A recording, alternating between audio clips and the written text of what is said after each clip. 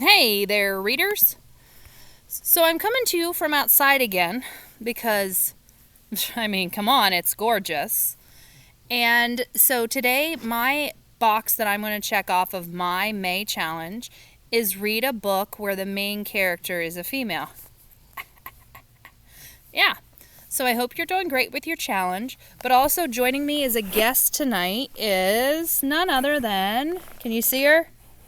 Chloe the Pug. Don't turn her away. Tell everybody hi. Hi, guys. So Chloe the Pug is here to hear, hear, H-E-R-E to H-E-A-R, here to hear, who is going to be the third person of the trio. But before I get to the read aloud, I am going to shamelessly beg. Please, please, please, please, do not worry about any other seesaw lesson except describe a classmate. So far, I have Will, Brett, Max, Lily, and Lucy who have finished it all the way. I'm using that for end of the year gifts. So my paper's not going to look as magnificent with only 6 names, mine included. I did the work too. I sat down last night and I filled out my sheet. It's not going to look as magnificent if only 6 people do it. So I need you to commit to doing it for me. I'm not going to archive it until Sunday, but I please, please, please need to get it sent to a printer. So please log on to Seesaw and do that one thing for me. Also, I was wrong. Mr. Reed's birthday is not until next Saturday. Whoops. Time flies when you're having fun in quarantine. So you have extra time. I saw Lily get on there today, and Lily's gotten one done, and Brett got on there today and got a card done. Some other people might have done stuff while I was mowing the yard. So those are my shameless begs, and my public service announcement is over. So here's what you predicted. You predicted either Mom would go, because let's be honest. Moms don't let us face danger without having her there to guide us, right? That's what mommies do, and daddies. Shout out to moms and dads.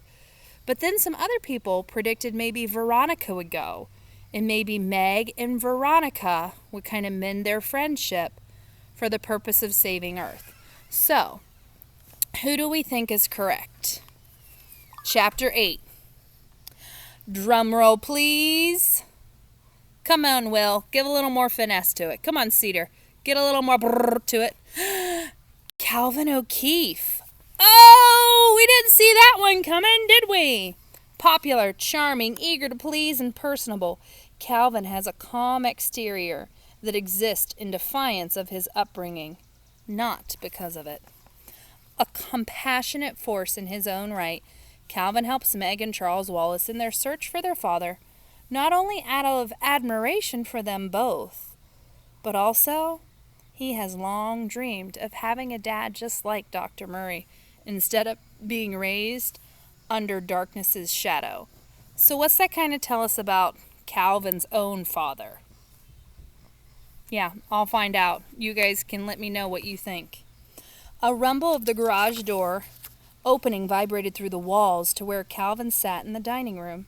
He lowered his head, hoping his dad was in a good mood from work, and squinted at the math workbook on the hardwood table in front of him.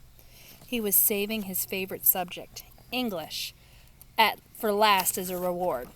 First, though, he was dutifully struggling through math homework. Why couldn't it be word problems? He was better at those. Aligning real-life objects and concepts like speed always seemed to make the numbers more tangible. But word problems had been left behind the year before, and 8th graders were expected to solve for an abstract with the letter X with no trouble. The door slammed, and a staccato clicking of leather-soled shoes approached down the hallway and paused in the entryway. Calvin's shoulders tensed. Pasting on a smile, he looked up and said, "Hey, Dad, how was work?"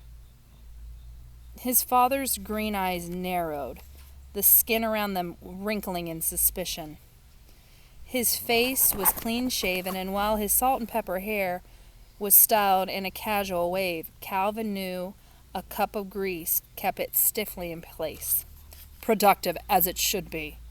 His father's smooth voice filled the room, bouncing off the empty walls. It always surprised Calvin how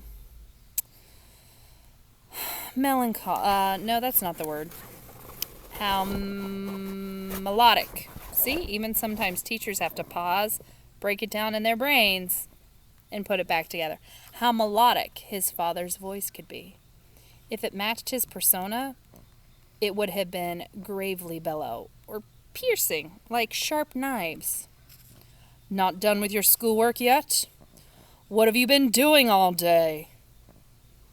I stayed late for a canned food drive I told you about," Calvin said, pressing the eraser of his pencil on his bottom lip. "Stop that. It's a disgusting habit." His father reached out and snagged the pencil from him, then tossed it onto the table. Again, I want you to think about, what type of dad does Calvin have? Think about it, kind of note the text evidence as I'm reading. "I thought I told you not to waste your time with that." Mr. O'Keefe crossed his arms, flattening his red tie against his chest. "Volunteer work only counts in high school, and you need to be the main organizer, not just some lowly help." Not expecting or needing an answer, his dad turned and strolled into the kitchen. He dropped his keys onto the bowl with a jangle. The fridge door opened and closed with a thump, and then there was a hiss of air escaping from a bottle. Calvin's father reappeared, drinking water, sparkling water in hand. He glided around the table to the living room as Calvin shifted in his chair, wishing for the millionth time that his parents would allow cushions, but no, it didn't match the decor.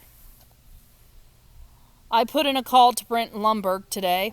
Should be no problem getting you into the football team this fall. Of course, you'll need to bulk up first." His dad turned and eyed him. The late afternoon light silhouetted his head and shoulders against the window.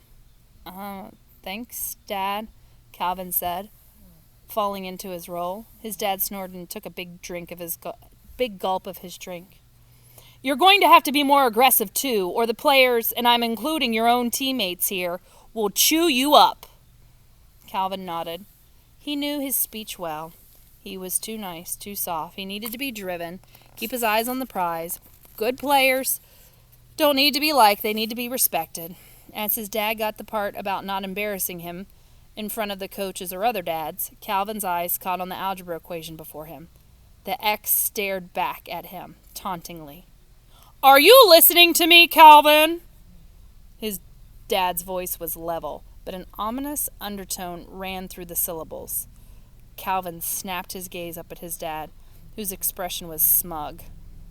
He had been pacing, but was now still, like a tiger, bunching its muscles before an attack. "Oh no," Calvin thought. Yes, Dad, of course, Dad." Calvin kept his tone neutral. "Will not let you down." "Ha!" His dad gawked and plunked his drink down on the sleek marble fireplace, which was empty of any photos, or dust collectors, as his mother called them. "Too late for that. I don't know where you get your sniveling, spineless personality, because it's certainly not from me." His father's eyes bored into Calvin's, and he pointed a finger at him. I'm going to pause here real quick. And look, this is another one of those super long chapters. So I'm going to finish up this page, and then that'll leave us 10 more pages of chapter 8 for tomorrow. And there's a helicopter flying above my house. Always something interesting when you read outside. All right, so his dad just basically told him that it's too late. He's already disappointed him in life. "If you don't get your act together, you will go nowhere in life.